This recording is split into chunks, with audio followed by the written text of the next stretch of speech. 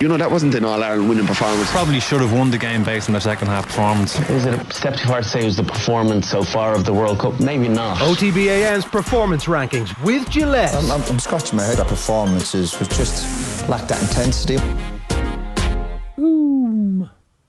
Right, we'll just get into it because there's too much here. Start with the red. We'll start in order. We're gonna go into Rory. Jesus Christ, what a disappointment. What do you say about Rory at this stage? 72, the opening round, you're thinking, well, this is typical Rory at Masters. He's going to bounce back and shoot a course record and maybe get tied for third or something, but it wasn't to be. Shoot the second round 75 and that was it for Rory McIlroy. 77, I think, wasn't it? Was it 77 second round? Like he was. Either way, he didn't make the cut. Fantastic, yeah. So it was disappointing. I mean, when you have 4 wins in the PGA Tour in the last 10 months, I think the hype rightly was positive going into the tournament for Rory McIlroy. He's a 9 to 10 to complete the career Grand Slam and he's fallen short once again. It's just so disappointing, and we will continue to hype him up year on year, every single year at the Masters. But you see what we have there? Rory McIlroy bested by Rossies. That's what our super is. I actually think this is true. It's a Freudian slip. I think it's a Freudian slip. I was thinking about this. He is absolutely Mayo, where when the deluge of scoring that he's capable of doing comes, it feels absolutely irresistible. But he just can't get over the line in his holy grail. Obviously, he is very successful, and you would have to say the register of having won all the other majors would prevent this analogy from working perfectly. But I do think there's a bang of Mayo off Rory McIlroy where he's so exciting. He's the one that you want to watch. He's got everything going for him. All the athleticism, all the outrageousness, but just when it comes down to it, at the last second, in the thing that is now going to be his white whale, he can't get it done. One of the papers at the weekend was talking about him feeling cursed around Augusta, and he must feel a little bit cursed around Augusta, given that there was it 2011 when it looked like he was going to win it? Yeah, that was the big choke. Well, you say that was the big choke, but it's been it's been death by 1,000 chokes since, hasn't it? Yeah, but that was the massive 4-shot lead heading to the back nine, was it? And I know that flying Bob Rotella in and having the putting coach there this week, but it did feel like changing the clubs recently was a little bit of a canary in the coal mine. Coal mine. I felt like all that was good. It felt like all that was. I like the changing of the phrase. It was fantastic. He's pulled out of the RBC Heritage this week, which that's new. That's new news this morning, right? That's really significant because it's the second tournament he's pulled out of, and this PIP program, Player Impact program, you can only pull out of one tournament in a year. The fact that he's doing this and possibly taking a financial hit. $20 million is the prize fund there. He got $7.5 million last year for it. So I mean, it's not small cash that he's missing out on here if he decides to go ahead with this. No, he made 12 million last year. 12 off the PIP. 12 off the PIP, yeah. Sorry, I was talking pound sterling, Queen's Nose. I found it interesting in that first round. Did you see the on-course chat he did walking the hole with the AirPods in the ear? He's done it before, and other golfers have done it before. He's one of only a few that have tried it, but these in-round interviews, some people have their views on them. Are they distracting? Nick Faldo, he was asked about it, and he said, I was quite shocked that Rory and Max Homa put those AirPods in and did a running commentary. This is the Masters. It's all mental. About Rory's sports psychologist didn't say, tell the world what you're doing. I don't get it. And he talks about the fact that there's no still photographers in Augusta. They love their tradition. I mean, maybe it's off-putting. It's like a 10-minute phone call, as Roy describes it. And I know Max Homa spoke about it as well, and he was basically saying, it's like being on the phone call for 10 minutes. It's not the end of the world. It might be a shade distracting, but I think if it's 5% distracting and 95% something positive for golf, I can get past that. So we all understand why they're doing it. They're obviously competing with the Live Tour at the moment, and the PGA want to try new things. Was that a little distracting moment for Rory McIlroy? Probably not. He wasn't going to make the cut regardless, but certainly something Nick Faldo picked up on. Well, it was Gary Murphy talking to our own John there on Saturday after he had missed the cut, and he was just quite simply saying about Rory McIlroy, like the equipment change, Ger's mentioned already, but he simply said, McIlroy is trying to be perfect. He's changing his game for this, and especially the Masters, the one that remains. Is there any sporting comparison to Rory McIlroy's nearly decade-long stint without winning a major? For a player so talented. It's Mayo. It's like the second best team of their generation, and then they come up against the Dubs, and then the Dubs disappear, and then Tyrone come and just steal it. Well, McIlroy has the trophies to show, and I don't think it's quite that comparison. Well, I just think the green jacket has become the equivalent of Sam Maguire in this analogy, and it's just I feel like now it's never going to happen.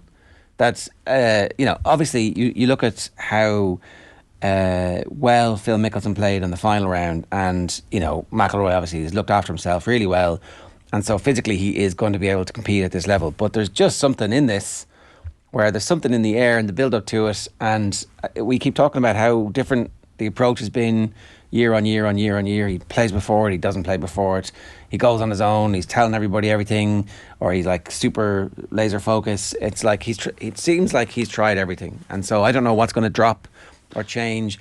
And in the meantime, the field is getting bigger and better and more diverse, and the next generation of young golfers are coming up, and they're able to do everything that he can do. Well, I did say in the show last year I thought Charlie Woods would win a Masters before Rory. I was only kind of joking, but I mean, I don't know if I am joking anymore.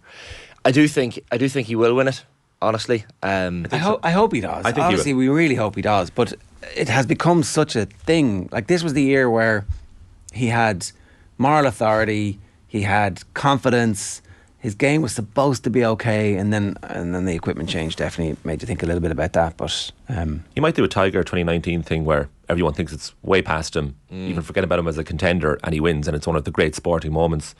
The closest comparison I can think to an individual sports person would be Roger Federer in the French Open. And Federer, for one of the greatest players ever played a game, only won it once, and that was a weak year when Rafa Nadal got knocked out early, and then Federer had a handy final against Robin Soderling, and that was his one and only Roland Garros title. And for McIlroy and the Masters is the only thing like a weak field, and that people aren't looking at him, and is that the one that's going to win? That's probably the closest I can think of, because it is bizarre. And as also Gary Murphy was saying, like, McIlroy could rock up at the Wells Fargo Championship start of May and win that easily and shoot a 65 in round one, and a 68 on the Sunday and lift the trophy. And the problem is he's just trying to be too perfect and putting himself under too much pressure. He also name-checked last year's champion Scotty Scheffler as doing the same thing, that something happens with these players. And it was like Jack Nicholson and Tiger Woods said the same thing, was they loved the majors in their peak because most of the field choked.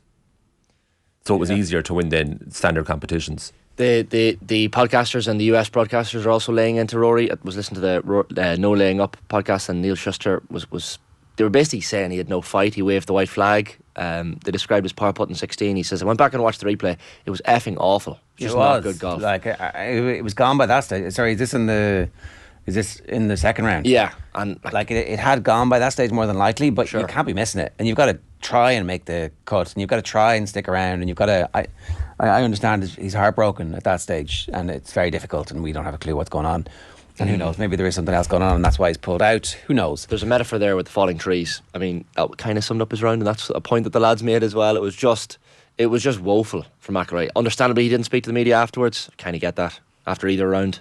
I don't know. It's just tricky. You're talking to the media in the middle of the round, not talking to them at the end of the round. The point about the Roger Federer thing, just to circle back on that, there's never going to be a weak field. That's the problem. There's never going to be a weak field in the golf, because there's always Sam Bennett all of a sudden comes out of nowhere as a 23-year-old amateur, and he's putting together rounds like that. Like, that's the quality of golfer that's coming through from the collegiate scene in America year on year, and they're getting belched into the system.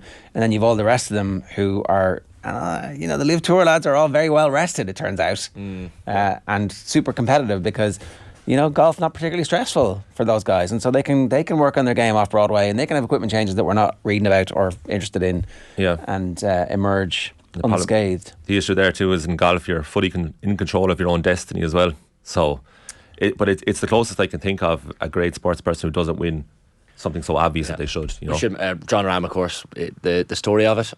Fourth Spaniard to win the Masters, and Phil Mickelson with the final round 65. I mean, joint second with Brooks Koepka. It was a brilliant tournament. It was a brilliant Masters. Just a pity that Rory couldn't give us all a little bit more interest. I was wondering in the back nine if Shane Lowry could do a late surge and someone, if a few above him fell away, I was thinking this could be very exciting. Who do you think will win the Masters first, if they do it all?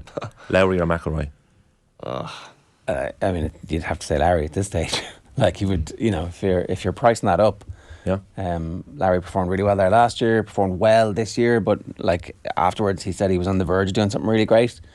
And obviously you feel really bad for Rory McIlroy at this stage, and it has become such a public trauma that we are watching and engaged in by every year watching him talk about, no, this is going to be my year, I can definitely do it. I mean, look, maybe the Irish rugby team at the World Cup, maybe that's a better analogy than the Mayo footballers. I still think the Mayo one works for me. Yeah, let's be having you in the comments. YouTube.com/off the ball. Speaking of Mayo, Shane, also in the red. Indeed. And or are they? Are they in the red? Well, is this not actually good for them? I was actually thinking that last night. I was like, well, this could potentially, like, you're probably better off losing now than losing in the semi-final to Galway. You have extra 2 weeks of rest, recuperation. Injuries have been an issue for Mayo over the course of the league as well, and that's not going to be an issue now as they face into 5-6 weeks of a bit of rest and recuperation. 10 points to Roscommon's 2-8. Pish and rain as well in Castlebar, just like it was in 2019 when Roscommon did the same. Perfect ambush, but is it really an ambush? Because Davy Burke was not angry afterwards, but he was like, well, why are Roscommon being compared to like a small team? This is hardly a surprise. I think he was very aware of the narrative in the week leading up to it. David Brady was on with us last week and talking about Mayo's semi-final with Galway. Hands on head when we reminded him that Roscommon lay in wait. And we kind of said it last week on the show. We said this is built up perfectly for Roscommon. You just expect them to come up with a big performance, and their defensive strategy, Brian Stack in particular at the back, I thought was brilliant. Enda Smith was just outrageously good. And then you had a couple of points at the end from Diarmuid Murtagh off the one off the left in particular when they broke away, and I think they put them maybe 3 up towards the end of the game as well.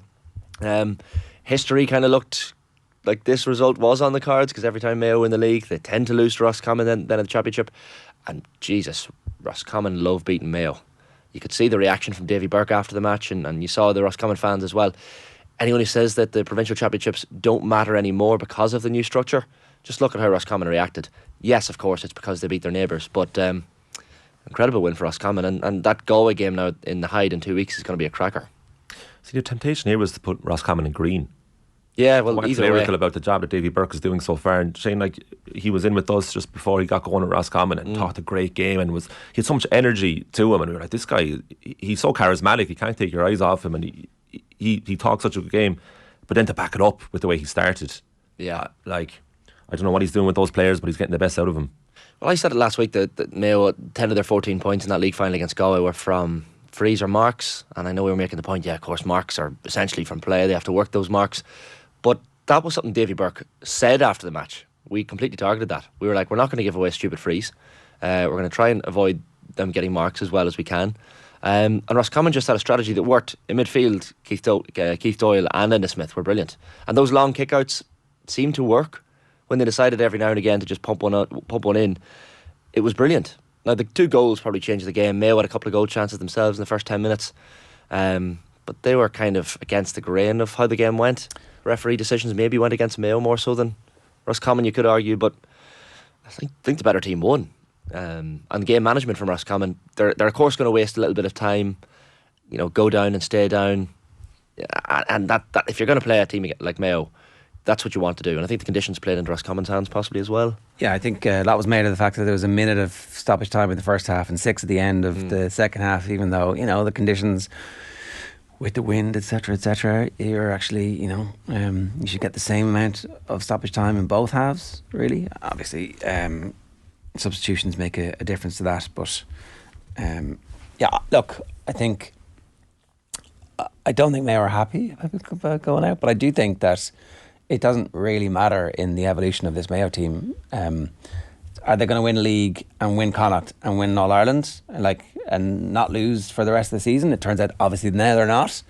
But let's just wait and see who they're up against when the draw gets made for the round robin. A game at home, a game in neutral territory, which could well be in Croker, and a game in Croker, right? Yeah, May 20th, that starts. An away game. Away game as well, yeah. So, but anyone who rules Mayo out of All Ireland contention at this stage is completely ridiculous. I mean, it was just one of those games where the conditions probably played into Roscommon's hands, and they were up for the fight. Roscommon, you could see from the get-go. Their record at home in these games isn't great, and they never seem to put in a good quality performance. It is always by the time they get to Croker that things kick into gear for them. So would you rule Mayo out of a preliminary All-Ireland quarter-final weekend, whatever it's called, wildcard weekend? It's a wildcard weekend. And that game being in Croker and then putting in a good performance and then suddenly they're up and running by the time the All-Ireland quarter-final series comes around? I wouldn't. So, but fair play to Roscommon. I think absolutely the story of the weekend. them and the Clare footballers, like Davy's becoming one of the most interesting and compelling characters in football management at the moment. And, you know, that's obviously a fairly big beast, or a bunch of big beasts who are bestriding the game like a colossus. But he's put together a brilliant CV, and he's still a very young man. And Kildare are definitely looking over there going, oh, great. Is it the story of the weekend? It mightn't even be the story of Connacht. New York, obviously. I mean, we're going to get to that. But, Kevin McStay didn't sound too bothered. I still think like in the long run, Roscommon are, you know, there are little flares in the championship, but Roscommon are going to be a long-running beat, and they're going to cause somebody in the All-Ireland series a lot of difficulties, and they're going to give them their fill of it. Roscommon deserve so much more respect than they get, and it seems to happen for all these littler counties that start to do really well. I mean, Roscommon deserve every single modicum of praise that they get, and it was their game. They had to go to Castlebar and get a win, and they did. Now, they targeted it. They had the week's extra rest compared to Mayo as well. Forget about all of that. They were just a better team. Mayo will bounce back, but I think we have to give credit for Roscommon, and I understand your logic, Colm, that maybe Roscommon and the Green would give them more credit. I am absolutely overwhelmingly getting behind the Roscommon hype train, because that Galway match is going to be a cracker. Definitely going to go to that Galway match, because another couple of counties that maybe don't like each other, sets of fans that don't like each other as well. But and we spoke about that last week as well. The Mayo fans, they won't be happy, but they'll get plenty more days out this summer. Who will be the more annoying fans that day, Roscommon or Galway? Well, I'll go and report back and let you know. We'll go to Amber, the Irish women's team, with could you say a very good 2-0 defeat to the USA? Let's go with that. I'm gonna go for it. Vera Pauw, certainly not disappointed afterwards. Of course, the unbeaten streak ended. I mean, they don't concede many goals either, this Irish team, but there are a lot of positives. Marisha Shiva playing off Cara Carusa up front. You had McCabe and Payne out wide as well. Tried something just a little bit different.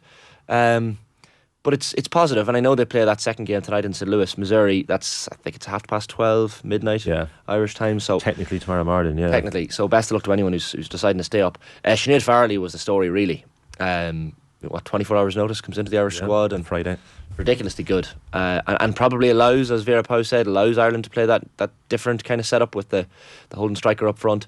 Carusa had that goal disallowed for offside. I heard you asking this morning, did she even touch it? I wasn't sure either myself. Yeah. If she touched it, but is the argument there that she was interfering with the goalkeeper? I don't know. But either way, that goal was given as offside. But it's all positive.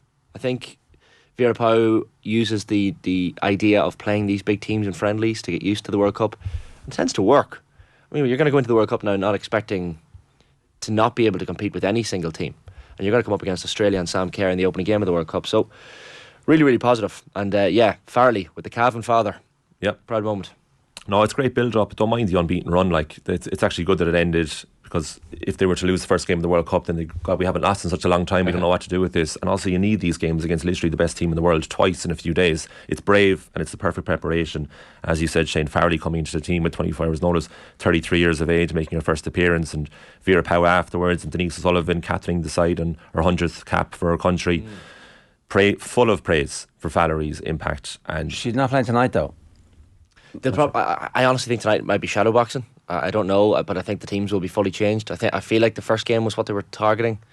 I could be wrong, but I think tonight is more so. I don't think we can go be shadowboxing against America. I mean, there might be massive changes, and it might not be our strongest team, but try some things out, maybe. Yeah. Well, did we not try a bit out in terms of the style of play, slightly different? Yeah. An evolution. They've obviously been listening to Coy Gig. 100%, but they needed that. I think you need to kind of trial a few new things out of the World Cup. But we kind of said, is the squad going to take on a few new changes, a few new names? There are going to be some girls disappointed, of course. Is Farrelly in the team? Is she in the squad or in the team? I feel like she has to be in the team now. I mean, really, after this one performance? Well, when you see that performance, if she can play to that high level at the World Cup, which clearly last night she proved she could, or the weekend, sorry, you put her in the team, because she's just at a different level. She might be 33, but she's certainly at a level where she can allow the players around her to express themselves and play in different positions. So, judging by what her captain or manager said, yeah, she's definitely a contender for a starting 11 berth, but she's not exactly full of practice recently as well, and she's coming in against the best side of the world, and if she's played that well for an hour, that's all she played. But the ball retention is a big thing, and it's something that Ireland have been criticised for recently, even in the friendly against China. I think there were 4 or 5 passes strung at most together, and it was problematic. and like there's probably too much emphasis on O'Sullivan and Katie McCabe to get us going with the ball. So having a third player in there with equal quality, it will lift everybody else around them, and then you get the runners and you get Heather Payne being able to do what she should be doing all the time and crossing that ball in. And yeah, like was wondering, was there a touch? Had Emma Carroll and Kathleen McNamee having different views on whether there was a touch? It doesn't matter, it was offside anyway. But the fact is, Ireland were creating chances, and Louise Quinn had a header cleared off the line at 0-0 after 19 minutes. And really, the first goal, Emily Fox's 37 minutes, long range effort, like Courtney Braston probably should be doing better for that. Her footwork wasn't great. And then America's second goal is a penalty that we conceded, so, and also Braston nearly saves that penalty. So there's a lot of positives to take from it. But look, we don't want to settle for a 2-0 defeat, but it is against the best team in the world, and it's right ahead of the World Cup, and there was a bit of football played and chances created, and that's a good sign, and that's why they're in the amber. I should point out as well that the feed got lost, so we didn't actually see the last few minutes of the game. If anything major happened, we'd like goal mouth chances at both ends. There didn't seem to be anyway. So that game, it's got a weird kick-off time tonight. It's like 12:35 or something. 12:30, isn't it? 12:30 a.m. Yeah. 12:30 tonight. So we'll talk about the second fixture on tomorrow's show. Yeah. Kathleen's going to join us and tell us exactly what the Coigig pod have made of the whole thing. They'll be delaying the arrival of this week's pod until the aftermath of that as well. So, right, on to the green. Indeed, we'll head to the Bronx, lads, will we? 15 points apiece. New York against Leitrim. 2-0 on penalties, one of the worst penalty shootouts you'll ever see, but also one of the most dramatic penalty shootouts you'll ever see. It was quite incredible. It probably is the story of the weekend. I mean, if you look at it, a 23rd attempt, New York trying to beat Leitrim in the championship, and they've only gone and done it. It was a great quote from one of the players after the match where they said even last year when we lost to Sligo, the dressing room, it was the team has to stay together, and that's been trouble for New York over the years, that they can't seem to keep a squad together year on year. Understandably, there's going to be a bit of turnover, but this year they kept the team together. They brought in a few new faces, a couple of Kerry lads as well, Brosnan with the Kerry father, Mikey scoring the winning penalty as well, Shane Carthy scoring the point to kind of force the game into penalties as well. It was just brilliant. And for large portions of the game, you're thinking New York are looking good here, but then you always expect the Leitrim to come back and kind of use their experience to get over the line. The penalties themselves were just ridiculously dramatic. The Leitrim's penalties, I think they look back, I don't know if they would have practiced them, but looking back now, hindsight's 2020, they maybe could have done with a bit more practice. 2 saved, 1 crossbar, 1 post. But what a moment. You saw the images of Larry McCarthy, the GA president, hugging all around him on the pitch afterwards. Chaotic scenes, really. There he is. So like Johnny McGeaney will forever be remembered, I think, as the New York manager that got it done, got them over the line in the championship match. And now this Sligo game in a couple of weeks. Can they come to Sligo and get a result? You'll not rule them out. Certainly, if they can perform to the standard that they did at the weekend, it will be quite difficult to come across the Atlantic in a couple of weeks and keep that hype going. But if they win, they're in Sam Maguire. I mean, incredible, but not a good thing. No, not a good thing for them. But do you know what I mean? Like, actually, it's a great story and it's a brilliant one-off victory. But if they get into Sam Maguire, they're going to end up being hockeyed by the best teams in the country, and that's again not great for the development. Whereas actually, they get through to the preliminary quarter final. Is that of the Tailteann Cup, right? They're not going into the round robin of the Tailteann Cup, but they would go into the round robin of Sam Maguire. When actually, maybe they should just get into the round robin of the Tailteann Cup, and like we should just accept that there's going to be a certain amount of money that has to be given to whatever county is competing against them, and like just let Croke Park pay for that. Like, is there not a way to just help them to benefit from this? But we'd punish them if they end up beating Sligo. No, I think they want. Like, imagine having those group games. Well, okay, so imagine getting so it's 7-22 to Kerry and 6 points to New York. Yeah, a great occasion in Tralee or Killarney. Well, great, isn't it? It's not great. Yeah, but that's not great. That's on the setup, the structure. Of course it is, but that's not going to stop New York from trying to beat Sligo and get to that stage where they can. And that's exactly what they should do. I'm just saying that I think that everybody wants to play in Croke Park and then get absolutely annihilated, and it's like, oh, that wasn't the experience that I dreamed of when I was in the back garden commentating about scoring the winner. It's like no one dreams of getting absolutely hockeyed by the Dubs. Yeah, but they probably dream of playing in a Connacht final, which isn't beyond the realms of possibility. Yeah, maybe. And they play in the Connacht final, and then after that they get punished for it. But they should have that day. If they were then going into the round robin, if they were to get to a Connacht final and then into the round robin of the Tailteann Cup, where they could actually win 2 games and have a chance of winning that competition, that would be, and they have a much better chance of winning that competition if they get the extra games in the round robin as opposed to. Anyway, look, is there a universe where they can pull out of they can get to the Connacht final and then say, oh, we actually don't want to play in the All-Ireland series, lads? I mean, isn't, but I don't know. Nah, you go for it, backs against the wall job for 70 minutes, try and have a respectable scoreline. But like if you're talking about hoping to lose matches to save face, then it defeats the whole purpose of sport. Even if it is massively unrealistic, you want to go all the way. That's why they're doing it. Jack Heslin, I should say, for Leitrim was brilliant, and those runs from the back were class. But the man of the match, Gavin O'Brien for New York, and Johnny Glynn as captain as well. They should all hold their heads up high, and I'm sure there was sensational. Absolutely delighted for them. Yeah, bit of celebrating done, no doubt. But can't wait for that game in a couple of weeks' time. But they should definitely soak up this moment. New York deservedly in the green, lads. We'll move on to the next green, final green, and I think we're going with Limerick, the juggernauts, the powerhouses that are Limerick. Aaron Gillan, superb bit of scoring as well. It has me at hurling boring, but well, this is the point, right? When we were the three of us discussing about what's going to be in the performance rankings, and we were like, well, we probably should put Limerick in because they are brilliant. Yeah. But there is a bit of like, now having said that, I love nothing more in hurling terms than watching this Limerick side, and particularly Cian Lynch. Just I'm there's nothing boring about this whatsoever. I don't think at all. In a competitive sense, Jared. Well, you're just watching absolute greatness, and like the first half. And we'll talk about this a little bit later on with Sarah. Like, Kilkenny went at them physically and were nasty and were as vicious as they could be, and Limerick just soaked it up. Like, you're watching the evolution of one of the all-time great sports teams that Ireland has ever produced, and I certainly am not bored by that. Like, again, it is just a league, right? Were you bored by the Dubs? Were you bored by the Dubs when they were winning their 6 in a row? Because you're about to be bored by Limerick. I wasn't bored by Dublin Kerry and Dublin Mayo when they went up in the All Ireland. I was bored by them and the championship structures, which gave them no games until semi-finals and finals. But I wasn't bored by them. No, like, were you bored by Diarmuid Connolly? No. Were you bored by Paul Flynn? I can appreciate greatness, and it's fantastic to watch. But it's when they're winning games in, by 10, 12, 15 But points. they were like, it was 6 points, and Kilkenny had a goal chance with 52, 53 minutes on the clock, and then the ball goes down the far end, and Limerick scored, and Kilkenny threw the towel in at that point because it is a league game. But like, bear in mind, Clare took them to extra time in the Munster Championship, in the Munster final last year. So everybody's sitting, waiting, watching. They are getting better though. Like the kids who were not supposed to be good enough to get into the team, or when they were getting in the team, they were only just getting in to put some pressure on the lads. They're actually seizing their opportunity.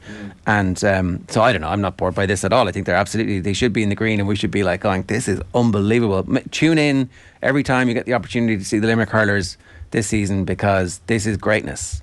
They were like ants around the Kilkenny puckouts in the second half. The start of the second, it was like 20 minutes, was it, where Kilkenny couldn't register a score? And you're thinking, this is outrageous. Imagine 20 minutes of a hurling match at that level with those yellow sliders where the team doesn't score.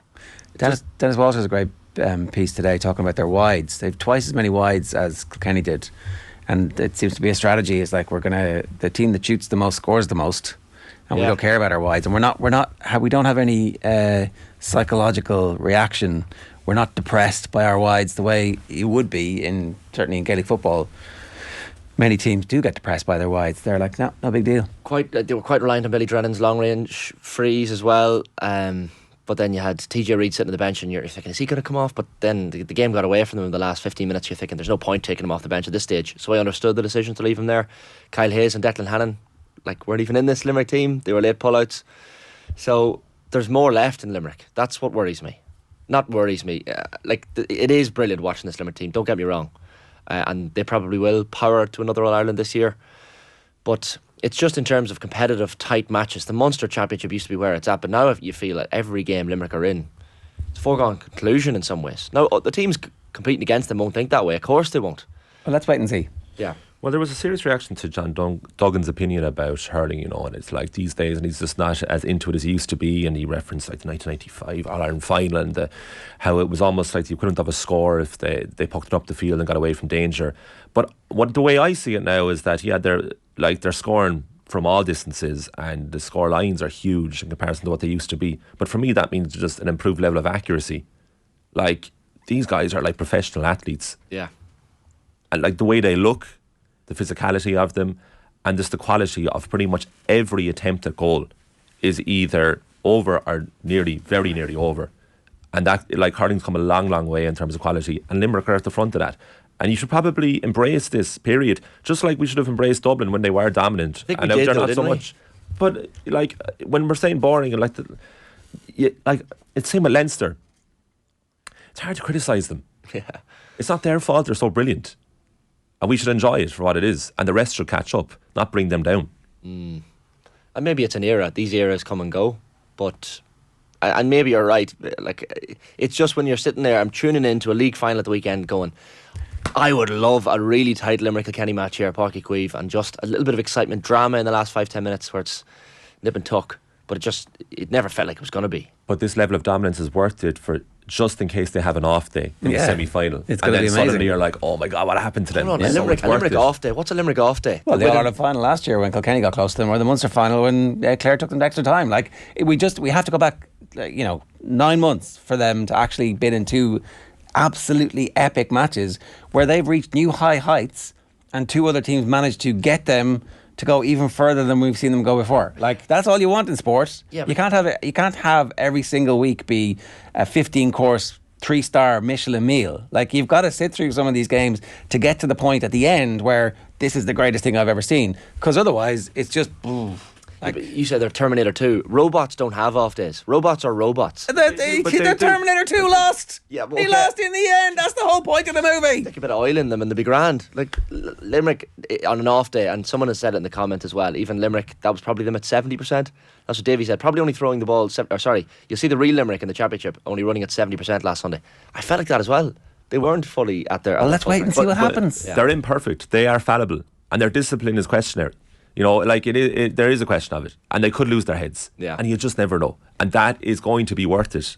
It's sport. You just never know. I'm still excited. Yeah, but deservedly, Limerick in the green, lads. Okay, that is this week's episode of the Gillette Labs Performance Rankings. OTB AM's performance rankings with Gillette.